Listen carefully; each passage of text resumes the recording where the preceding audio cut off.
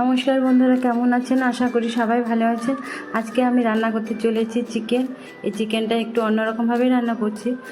চিকেনটা ভালো করে ম্যারিনেট করে নিচ্ছি, নুন, হলুদ গুঁড়ো, জিরে গুঁড়ো, পেঁয়াজ বাটা, রসুন বাটা, আদা বাটা, লঙ্কা কুচি সব দিয়ে এবার গরম তেল দিয়ে ভালো করে পেঁয়াজ কুচি, রসুন কুচি, আদা, টমেটো সব, তেজপাতা, গোটা গরম মশলা দিয়ে ভালো করে কষিয়ে মাংসটাকে এবার কষিয়ে নিচ্ছি।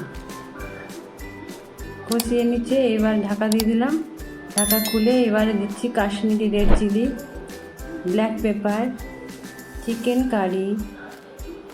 চিকেন কারি দিয়ে ভালো করে আরেকবার কষিয়ে নিয়ে ঢাকা দিয়ে দেবো। কষিয়ে নিয়ে ঢাকা দিয়ে দিলাম। এইবারে কষানো হয়ে গেলে এবারে গরম জল দিয়ে দিলাম। এই রান্নাটা যদি ভালো লাগে তো লাইক, শেয়ার, সাবস্ক্রাইব করে দেবেন।